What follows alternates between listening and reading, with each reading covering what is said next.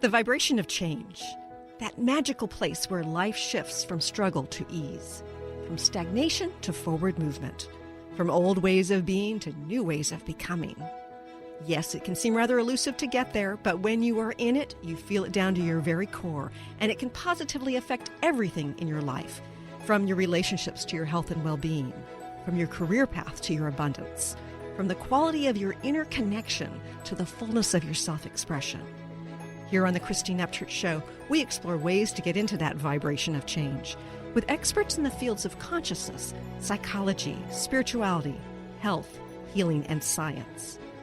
Are you ready to step into your vibration of change? Welcome to the Christine Upchurch Show. You might be listening live in the Seattle area on 11:50 a.m. KKNW. Can't even say it. I'm like, where? Too much candy yesterday, apparently. Apparently. And on Transformation Talk Radio around the world, also Blog Talk Radio. Or you might be listening after the fact on ChristineUpchurch.com or one of the 50 or so podcasts this ends up in.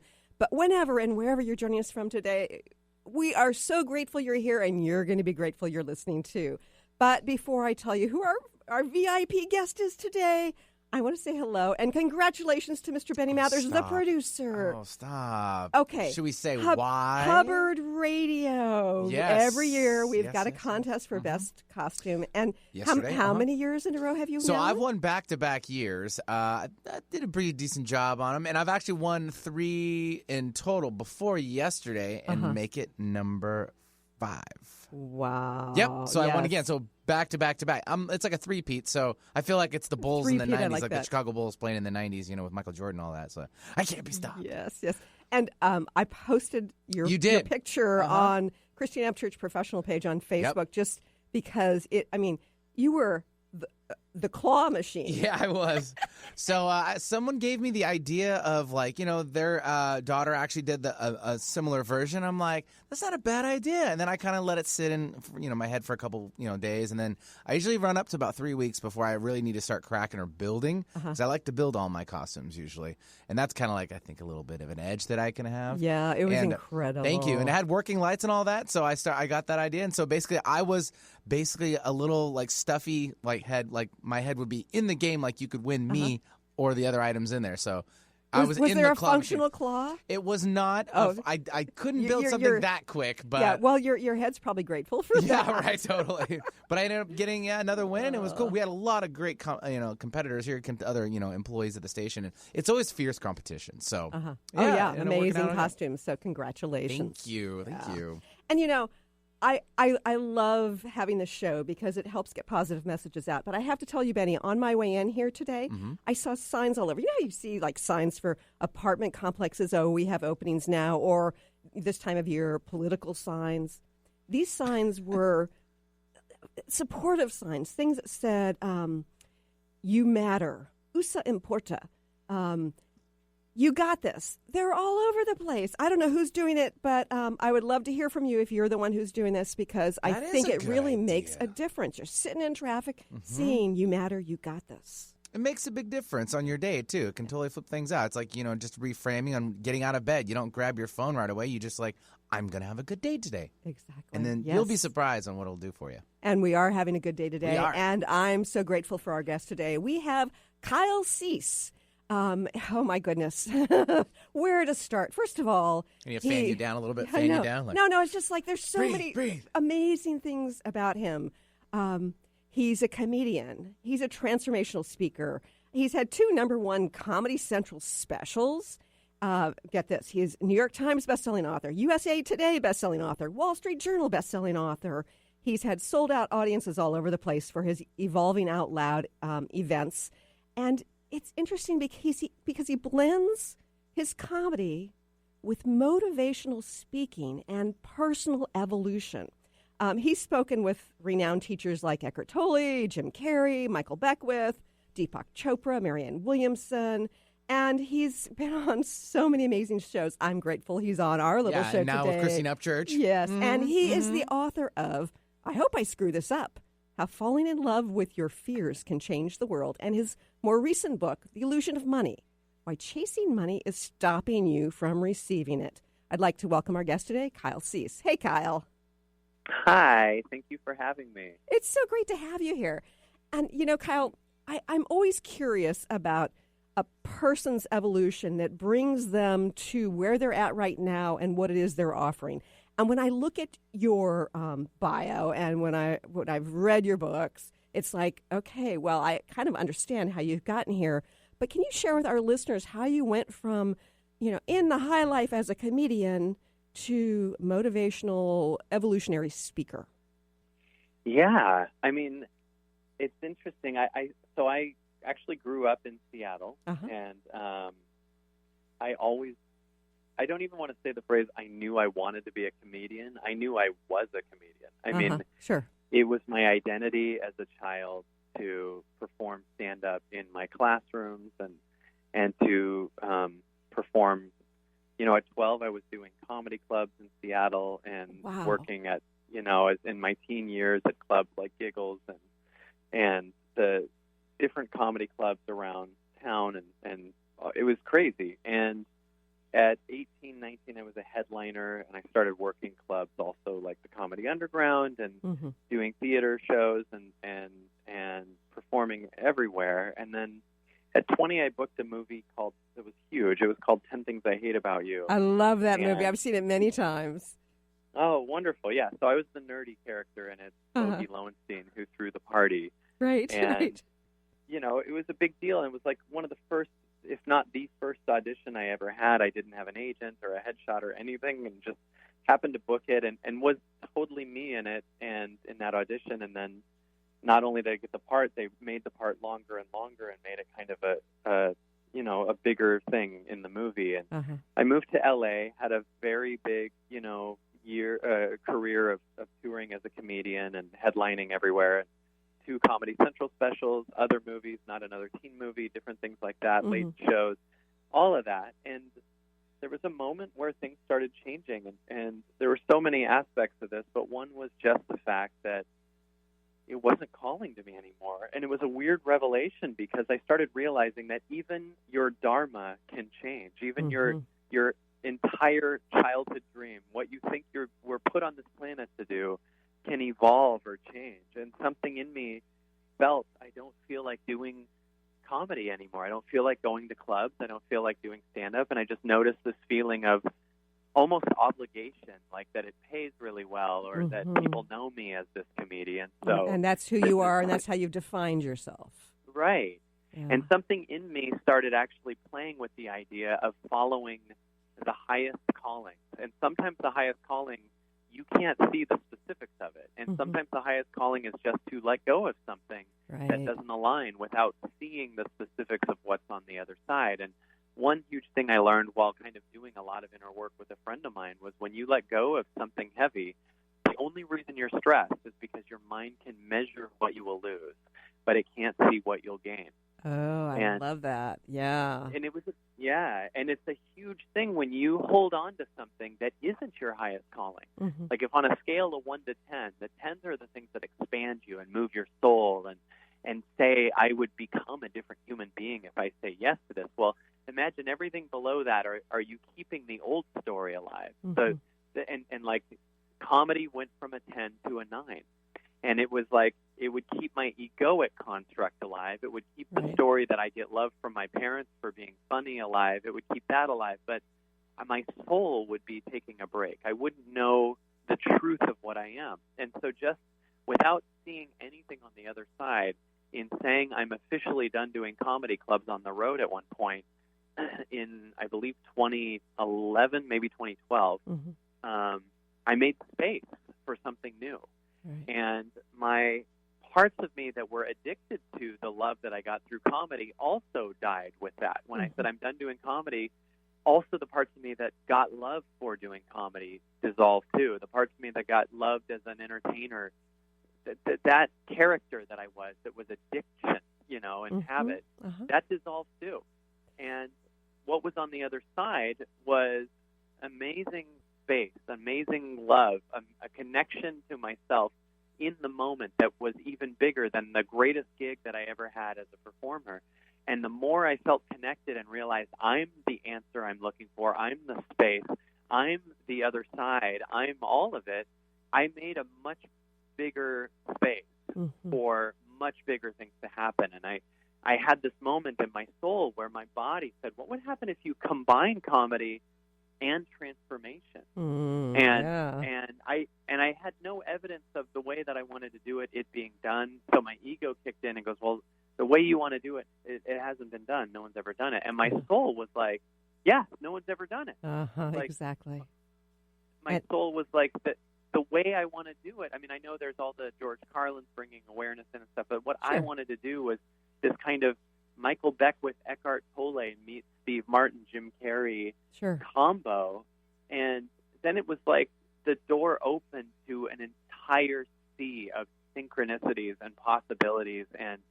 And even more importantly, the revelation that even though these jobs and gigs that I was doing were amazing, I'm still the answer. It's still me in this space. Like, and the first shift was in comedy.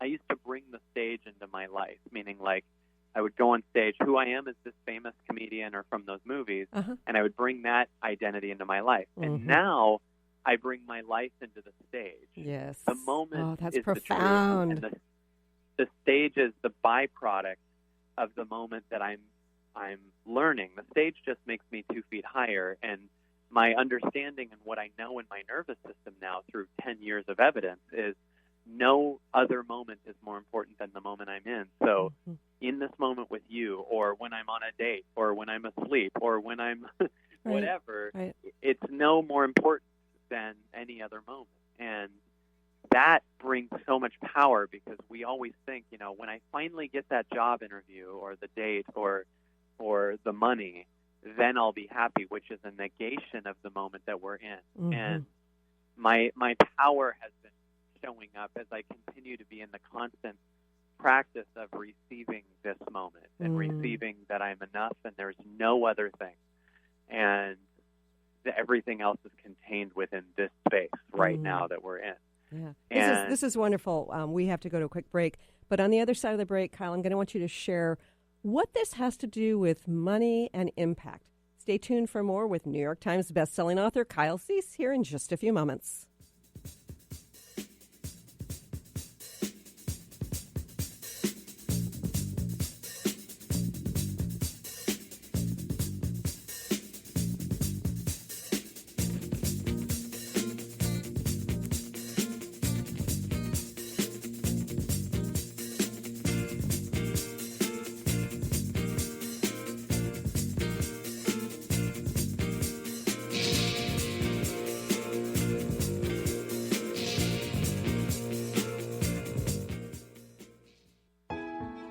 The vibration of change, that magical place where life shifts from struggle to ease, from stagnation to forward movement, from old ways of being to new ways of becoming.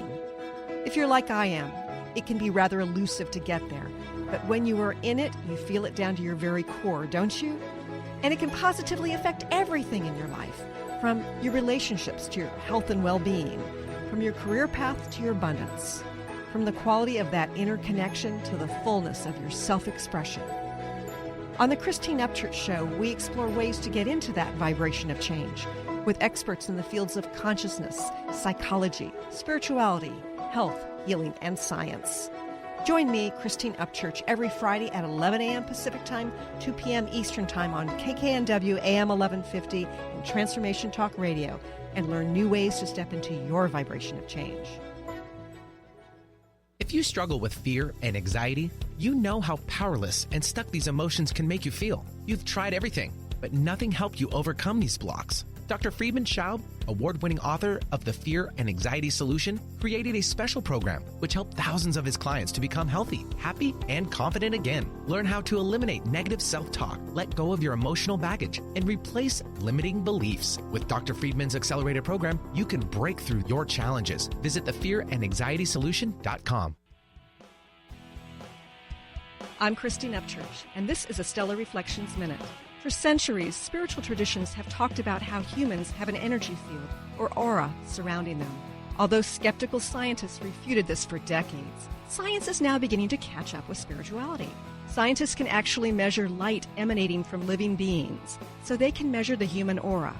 which in scientific terms is known as the biofield.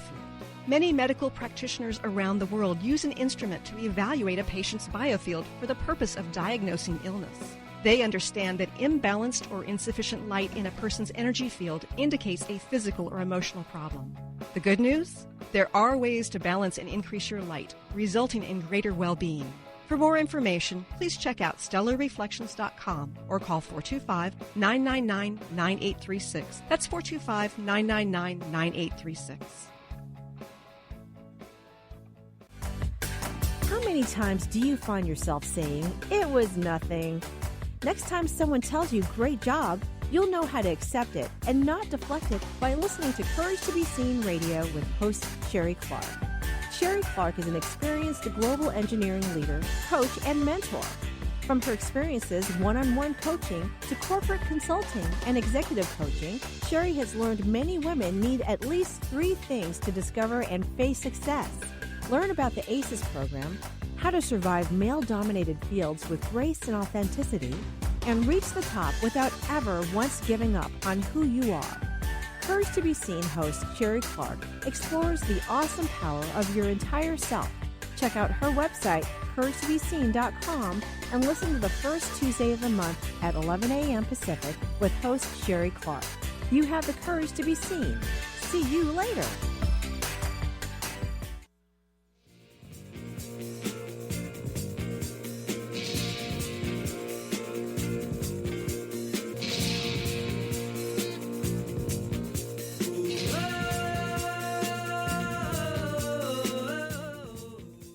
Welcome back to the Christine Upchurch Show here on KKNW and Transformation Talk Radio. You know, Kyle, before the break, you were sharing this powerful story about how you shifted from comedian, where you got all those accolades and you were getting plenty of money, to shifting to kind of combining comedy and personal growth. And you know, I think that there are probably a lot of people who are listening right now who think, you know what, I'm not really happy doing what I'm doing. I'm getting called to do something else.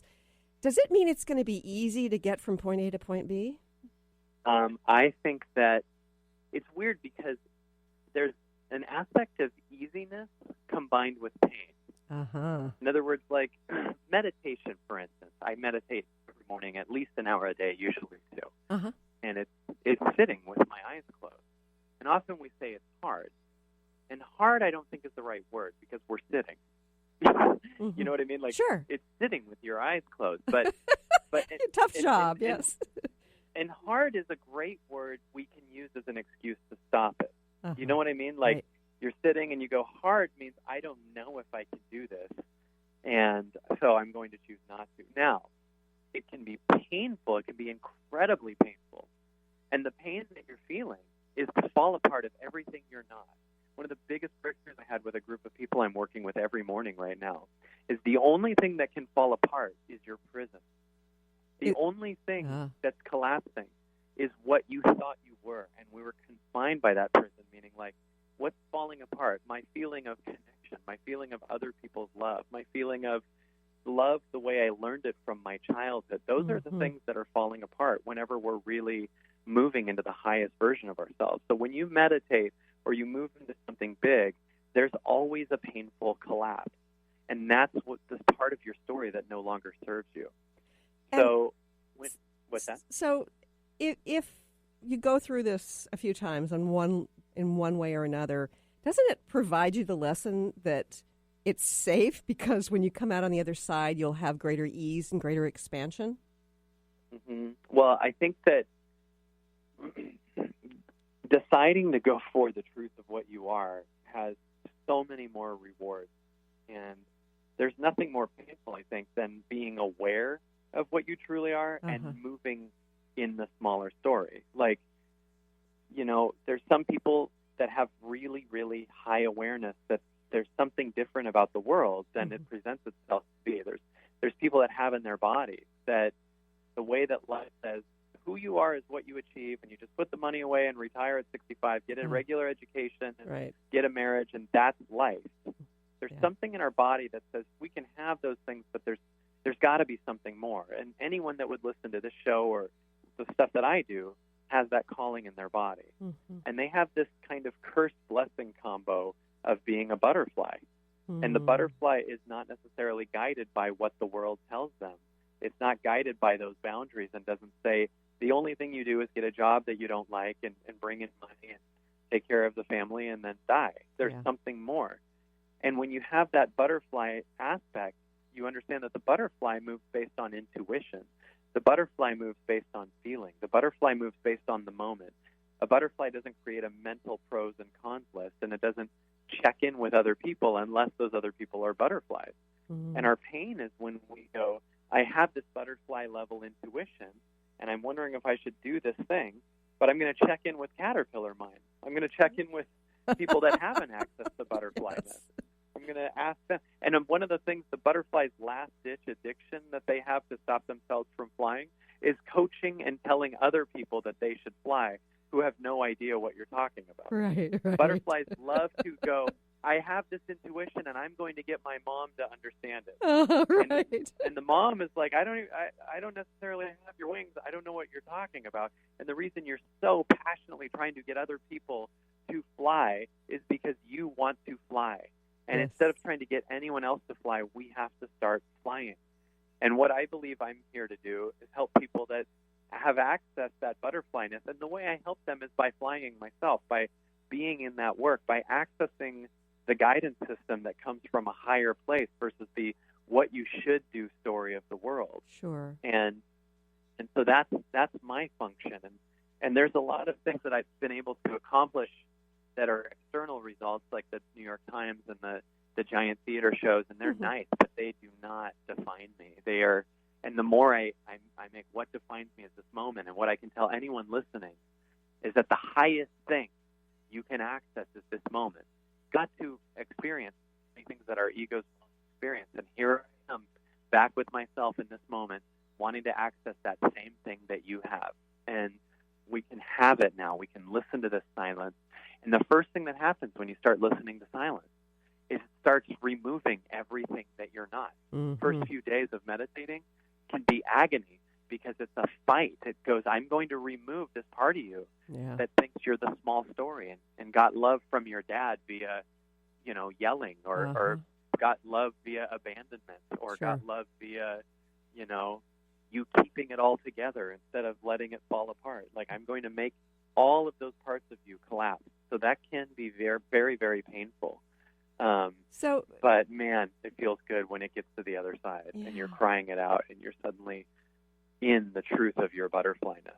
And you've talked a lot about, both in your book and in the conversation, you talked about the connection to the body. And I think that when you get to the other side, it's almost like there's this effervescent ease is what I experience when I do get through that other side. It goes from this constriction to this expansive feeling. And it's almost like we can trust that it's there on the other side, but we can't depend on it being there, have that attachment to it being there, because we have to be in the moment and experience whatever it is we're experiencing, even if it's really, really unpleasant and painful.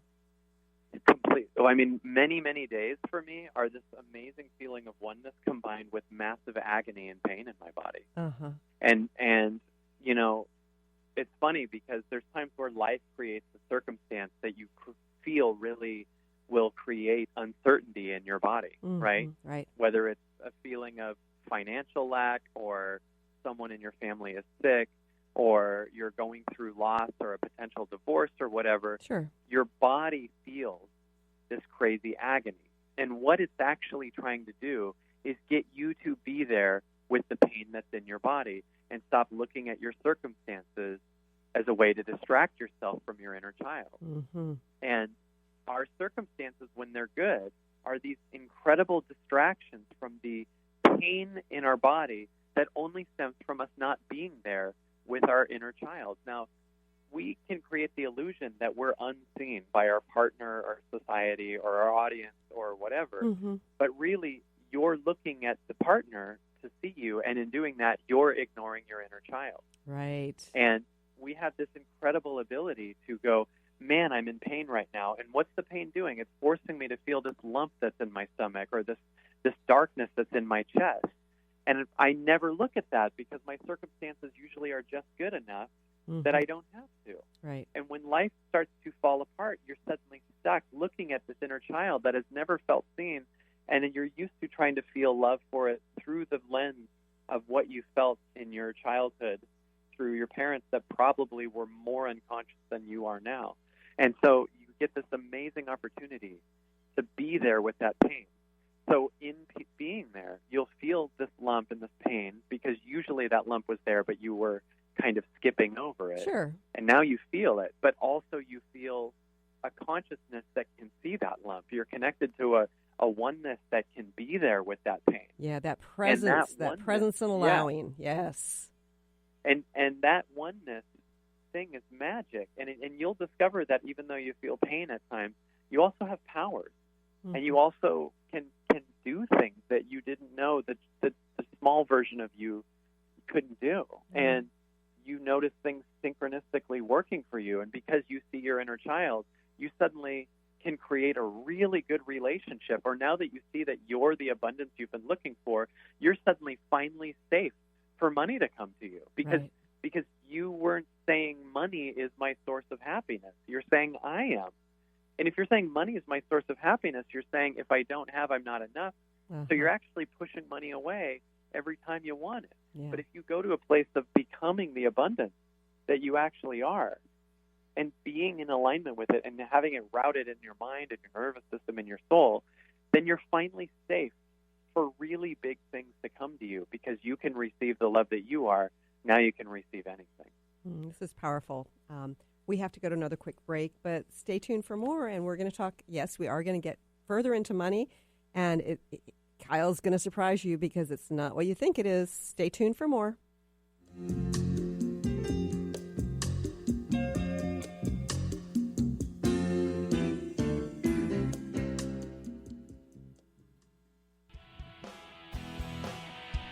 I'm Christine Upchurch, and this is a Stellar Reflections Minute. For centuries, spiritual traditions have talked about how humans have an energy field, or aura, surrounding them. Although skeptical scientists refuted this for decades, science is now beginning to catch up with spirituality. Scientists can actually measure light emanating from living beings, so they can measure the human aura, which in scientific terms is known as the biofield. Many medical practitioners around the world use an instrument to evaluate a patient's biofield for the purpose of diagnosing illness. They understand that imbalanced or insufficient light in a person's energy field indicates a physical or emotional problem. The good news? There are ways to balance and increase your light, resulting in greater well-being. For more information, please check out stellarreflections.com or call 425-999-9836. That's 425-999-9836. Calling all moms, it's time to awaken your vibrant, intuitive, loving self in every area of your life. Join host Debbie Pokornik as she shares thoughts, stories, and tools to help you stand in your power. Listen to Vibrant, Powerful Moms helping everyday women create extraordinary lives. Mondays at 2:30 Pacific, 5:30 Eastern. For more information about Debbie, visit empoweringenergy.com. That's empowering with letters NRG.com. Right now, ask yourself, how far are you from your dream? Are you closer today than yesterday? Entrepreneur and personal coach Deborah Rothschild brings the wit and wisdom to transform you into a new dynamic you. Tune in to the Deborah Rothschild Show, Developing a Dynamic You. To learn more about Deborah, visit thedeborahshow.com. That's the DEBRA show.com. Tune in live every Wednesday, 3 p.m. Pacific, 6 p.m. Eastern on transformationtalkradio.com. Is traditional medicine not working for you? Do you still feel as if your health isn't 100%? Here at the Holistic Medical Center, Dr. Nushin Darvish and the qualified staff look through the dimensions of wellness and start a healing plan prioritized to your needs. Our physicians assess the whole you until complete health is achieved. Get the help you need by visiting drdarvish.com or call 425-451-0404. The vibration of change, that magical place where life shifts from struggle to ease, from stagnation to forward movement, from old ways of being to new ways of becoming. If you're like I am, it can be rather elusive to get there, but when you are in it, you feel it down to your very core, don't you?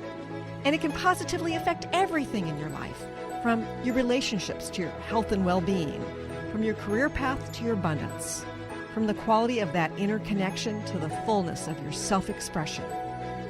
On the Christine Upchurch Show, we explore ways to get into that vibration of change with experts in the fields of consciousness, psychology, spirituality, health, healing, and science.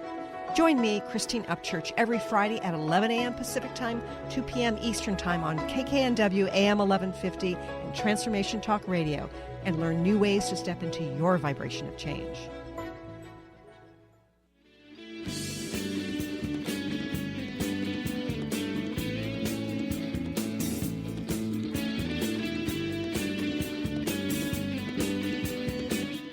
Welcome back to the Christine Upchurch Show here on KKNW in Seattle and Transformation Talk Radio around the world. I'm talking to Kyle Cease. He's the author of a new book, The Illusion of Money, Why Chasing Money is Stopping You from Receiving It. So first of all, Kyle, what is money? It's this, I know that so many people either want more of it, they're afraid they're not going to have it. They get it, and they're afraid they're going to lose it. What is this thing called money? Well, it's funny because so many people say money isn't the most important thing in the world, which I agree with, but we move as if it is very often. Yeah. And in other words, if you take a job that you don't like, what would be the only reason you would do that?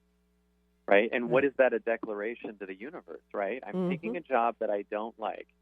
So I'm telling the universe I will hand 8 hours a day over of my soul, of the highest version of me, so that I can get the guarantee of money, right? Or if you have a highest calling that just shows up, some spark in your soul that says, let's go to Italy right now, or let's go take that seminar, or let's write the book, and you go, I can't because I can't afford it or I don't have money. That's another moment where we declare that money is bigger than our soul, right? So there's a lot of people that I first of all address, I agree that money isn't the biggest thing. In fact, I believe that if we would actually make our soul the biggest thing and learn to follow highest calling, you're going to create a space of abundance that's so big that money would have to come because you're suddenly worth more than money.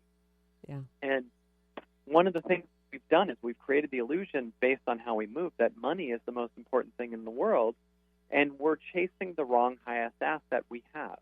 Now, let's think about this. Let's say you and I went for a walk in the woods, and I rounded a corner and you weren't with me, and I found a waterfall, this infinite waterfall that's flowing. And what would happen if I grabbed the cup, filled it up with water, walked back from the waterfall, you didn't see the waterfall, and I just said to you, look, a cup of water. Can you believe this? A cup of water. Isn't this amazing? And we just see this limited cup of water, and we didn't look at the source that the cup came from. We just go, look at this cup of water. Right. Now, if I showed you the cup of water and we realized we have just this cup of water, we would immediately look at it from a place of lack. We would go, do I have enough water to pay the rent? Do I have enough water? Right? And what am I not showing you? I'm not showing you the source of where the water came from. Now, you are the source of every dollar you've ever made in your life. So we got to get excited about you, not the dollar, not the money. Right. And there's a way that we see money outside. And the money that's outside of our body doesn't matter. It's just a giant lump of cash or numbers on a board. Who cares? But there's a way that we see money inside. And when we look at money through the filter of ourselves, it has a whole different meaning. And everyone's meaning is different, which means money isn't the factor. The factor of how you see money has to do with what you were taught or your parents' connection to it or the beliefs you have. Some people believe money doesn't grow on trees or it's the root of all evil, right? Yeah. So if money's the root of all evil, then you're going to have this really big conflict where you won't feel that you're deserving of receiving it because you'll be evil. Sure. And right? I know that there are plenty of people who think only bad people have lots of money. And so it's not evil per se, but if you have too much of it, then that makes you somehow bad or a part of this evil club. It's so if you have dueling belief systems, I wish I had more money, and only bad people have more money. you're actually going to constantly, unconsciously sabotage the opportunity for you to receive more money. Sure. And constantly be judging yourself because you don't have enough. And if you get more, judging yourself because you do. Mm-hmm. Right? Yeah. So are we actually scared of money, or is it our connection to our parents? Is it our connection to our childhood? It has to do with money. We're chasing more. In fact, I can't tell you how many people I've discovered in the last month that I've worked with that said they're horrified of going broke. But when we broke it down, it's who would I be if I went broke? It's if I went broke, my mom will withhold love for one of them. Or if I'm broke, my dad will abandon me again.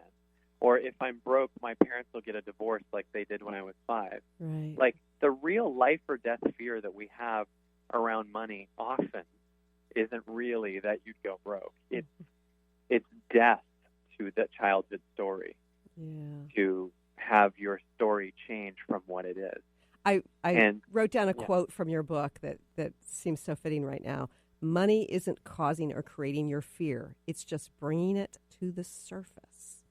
So, I love that. I love that, too, because when you're meditating, it's weird to say I love it. It's my quote. But when go for it, yes. When you meditate or you're going through the highest level of yourself, all kinds of darkness comes up. Mm-hmm. And the reason it comes up is because it's coming out. Right. So be excited because it's leaving. Mm-hmm. One of the things we do egoically is when our darkness shows up, we try to figure it out. We try to figure out what it means and what its long story is. And that's craziness because you're actually stopping it from leaving now. Like, right, having a relationship with it, deepening the relationship or changing the relationship with it, but continuing the relationship with it. Right. Well, if you go to a dentist and they pull out an old rotten filling out of your mouth, you're going to see it because it's leaving. It's leaving your mouth. But imagine if you saw it as it's leaving and you grabbed it and said, what does this mean? Like, what do I do with this?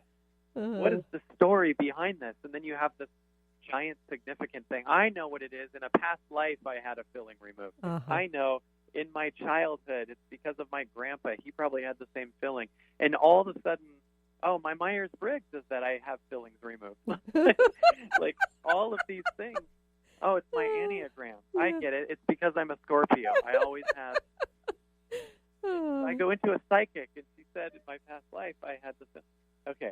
So this is where we suddenly bring this egoic significance in and stop the thing from being removed. Yeah. And it's being removed because the universe removes what you don't need from you. And I think that sometimes we will somehow just get this aha moment where we get its meaning, and it could be, okay, there's that filling, and I used to go to sleep chewing on a piece of candy on that side of the mouth. There's some truth to it. Oh yeah, I remember that, and it's gone. I know that when I was facing cancer, when doctors had nothing to offer me except what would be like chemo for the rest of my life, I realized that, I didn't know the big why. And it wasn't until years later that I understood, there I was working on my doctorate, and I wasn't happy, and I didn't have the courage to leave. And when I was a kid and I wanted to get out of school, I'd get a tummy ache or a sore throat. And yes, I would manifest it for real. But, as a grad student, the only way to get out of school has to be something bigger like cancer, And so I realized that. But when I was in the midst of it, I struggled, and eventually I had to just sort of let go and not know the meaning. But the meaning eventually just kind of hit me over the head, kind of like, there it was. Yeah, exactly. It's just right here. And all right here is trying to do is remove all of that. Mm-hmm. It's just trying to get us here and be here, and that's the ultimate power. So one of the things that I find that I've had to deal with is being right here, right now, means letting go. We talked about some of the letting go of who we think we are and how we find meaning in our lives. How do we come to terms with this moment, with not having what we think we need for security, like being okay with lack of security? For some people, it's a matter of, I want security in my old age. But for others, it's a matter of they don't know if they're going to be able to pay rent next month. So how do we Right. come to terms So with that in the moment? Next month.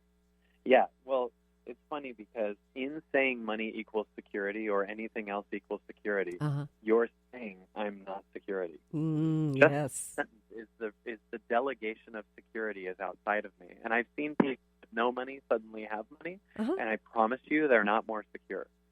I promise you that they're going, what if I lose this? Like, I better not lose this. And what if someone takes this from me? And the bigger I get, the more people want it. I mean, I've had a friend win the lottery, and she said it was like one of the craziest things that happened to their family, and it's just like what brought all the darkness in, because their security was suddenly completely outside of themselves.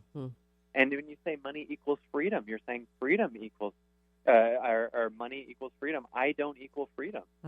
And we have to get to a place where we understand in every sense of our body that we equal freedom. Yes. And when people say, that's BS, you don't know my story, realize that you have to go to your story for that.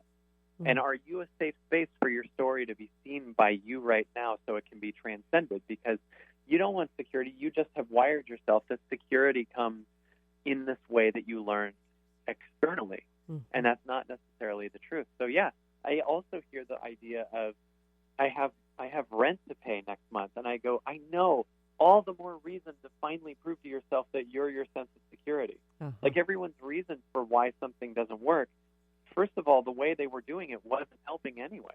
Right. So I go, you're right. Let's look at how much you keep getting in the way of you getting your rent paid by making money the answer to everything, and life going, okay, I'm going to keep removing this thing from you because you're saying this thing is bigger than you. Everything you're worried about losing, one of the things the universe does that's so beautiful is it often takes the things that we're worried about losing from us so we can still see that we're safe without it. Oh, yeah. Love that. And if you're worried that you're going to go broke, sometimes life goes, yeah, okay, let's make them broke so they can still see that they're enough. If you're worried you're, going to lose your relationship, sometimes life goes, yep, take the person away from them. So they can see. Imagine if you saw a guy walking down the street with a big cup of water, wobbling it. It's like half pouring out and everything, going, I'm scared I'm going to lose this. I'm scared I'm going to drop it. You go, here, let me hold this for you. And then you take it from him. And life's the same way. It goes, let me take this thing from you that you think is the answer when really it's the thing blocking you from the infinite being that you are. I'm going to remove this from you. Love because you're making it your God versus the moment. We have to go to another quick break, but stay tuned for more with Kyle Cease.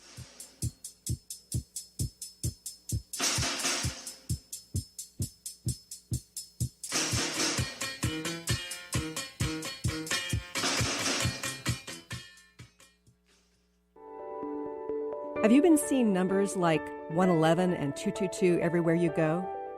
Do you feel that the universe may be trying to get your attention, perhaps offering a message of some sort? As it turns out, numerical patterns and certain types of geometry form the very fabric of our reality, from cells under a microscope to the astronomy of our night sky. At Stellar Reflections, we offer special sessions which tap into these patterns, designed specifically to support you on your journey. The 111 and 222 activations are sessions activating new patterns in your energy field, which in turn can help you create new patterns in your life. After just one session with a practitioner, either in person or via distance, clients report gaining greater clarity, becoming more intuitive, and honoring their inner truth as they move forward in their lives. Curious about what these transformational sessions might do for you? Call 425-999-9836 or visit stellarreflections.com. That's stellarreflections.com.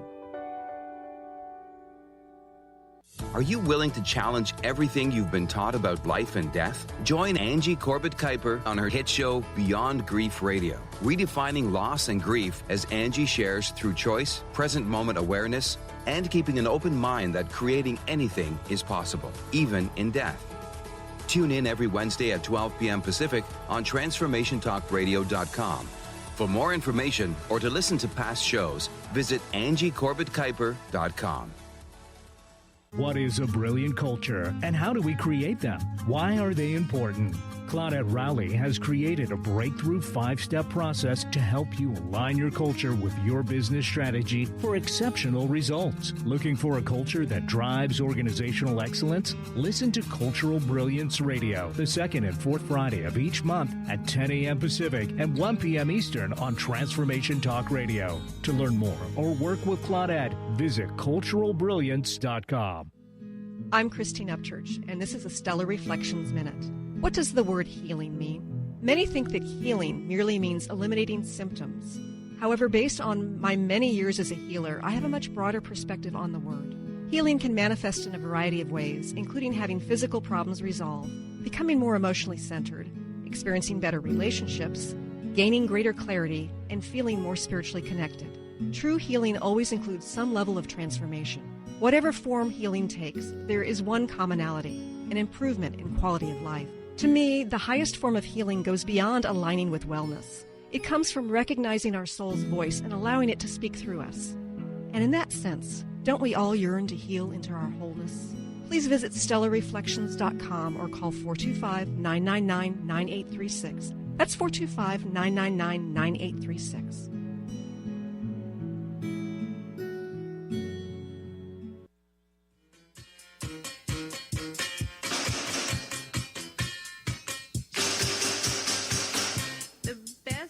In life for free, but you can give them to the birds and bees. I want money. Welcome back to the Christine Upchurch Show. You know, Benny, you do choose some amusing Thank you very much. music segments very sometimes. Thematic. Yes, yes. And before we go any further, Kyle, I want to make sure we can fit in how people can connect with you. Yeah, so there's kylecease.com, which also is, you have the option of, if you don't know how to spell my last name, you have evolvingoutloud.com is also the same website. I have probably 500 videos on YouTube. My book, The Illusion of Money, is so awesome. I'm so excited about it. It's doing really, really well. And many people that read it are buying it by like the tens for other people. So I promise you it'll change your life. It'll bring in actual abundance to you, and it'll bring abundance in soul ways, and then as a byproduct, financial ways. It's really exciting. And so, The Illusion of Money: Why Chasing Money is Stopping You from Receiving It. Yeah. And it is it's a wonderful book, and I love some of the examples that you've got in there as well, so that people understand that yes, it can have that effect of, bringing in the financial abundance as well, but it's really about shifting your life and being abundant. Well, it's funny because there's a way that this sounds like an airy-fairy term to people. And one of the things I was saying to a client I was working with this morning, she wants to be a mother, and she can't. Apparently, she has some health issues and can't, right? And is having a hard time getting an adoption thing and all this different stuff. And you want to be a mother. And what was really big was there's a way that we want to be things that we hear through the filter of our ego, and then there's a way through the filter of our soul. I said, you want to be a mother, and first life is making you start by being a mother to your inner child that feels unseen right now, and then as a mother to the world. Like, I think of someone like Wayne Dyer or Mr. Rogers as a father to the world. Yes. And trying to turn her into being a mother. And that's the first step before we even figure out the next, right? Kyle, we're having some issues. We're kind of here. losing your cell phone just a little bit. Oh, really? Yeah, sorry about that. Can you hear me? Yeah. Oh, sorry. Try again, so, yeah. Can you hear me now? You're okay? It's about the same, but yeah, let's keep moving. Keep going. Yeah. Okay. So I was saying that if you're wanting to be a mother, first life wants you to be a mother to the world, a parent to the world. And we can also hear things through the filter of our ego, like I want abundance, and think that just means money. And the child version of us thinks abundance just means that I see 7 figures in the bank. But the soul version goes, abundance is my connection to this moment. And when you actually access that, then you're safe to receive financial abundance too. But first we have to chase the real moment abundance, right? You might think that you want a relationship. The ego thinks that means with a partner, and the soul knows that means with the moment, with yourself. And so life is trying to birth something much bigger for you before it just gives you money so you can stay in your smallness. I love That's trying to happen for all of us right now. And so, yeah, that's what this book is about, is you accessing the true abundance of what you are. And I promise you, money will follow, but you won't care because your happiness is in the moment of your abundance in this moment right now. One of the things I love in your book, you distinguish between an external goal and an internal intention. What's the difference? An intention is something that you have now, in the moment. It's your intention. A goal is just a measurable as an external result, right? Right. And so let's say that I'm going to do a talk tomorrow. If I have a goal externally to whatever, sell a bunch of stuff from the stage, or get a bunch of people to buy something, or get the audience to like me in a certain way, that's a goal. An intention is something that's inside. Like, let's say my intention is to connect to the moment, to express my soul, to reveal the truth of God, to learn, to grow, to expand. Then everything I do on stage as a byproduct will be totally different, right? So an example I've used before is one time my intention was to learn patience. In life, at one point, I decided to go on a juice fast. And I was on a juice fast for 6 days, and on day 3, I weighed myself, and I had gained weight. Oh, dear. Now, if my intention had been results, I would have been pretty annoyed. Yes. But my intention was patience, so I got excited about what I was supposed to become in the process. And a few days later, I felt very patient and calm, and life totally released the weight because I was learning patience. And when you make your intention stronger than your goals will suddenly chase you. Yeah. And so a great intention could be to be here. A great intention could be, let's say something happens to you, you're going totally broke. Your intention is to find the truth of what you are, right? You see how suddenly your external doesn't own you. If you decide to create an actual understandable intention within every moment. An intention that's why it's intention. Yeah. Internal. Love that. Right? So there's one other thing I hope we can cover in just like 2 minutes here. Sure. You emphasize the importance of giving. What does that have to do with abundance? Yeah. So this is really big, but if you realize, remember the waterfall analogy I used earlier? If you realize you are a waterfall and you saw that you were an infinite supply, wouldn't the first thing you start doing you would think, get all the water in my bank as the most water. You go, I want to get other people to have water too.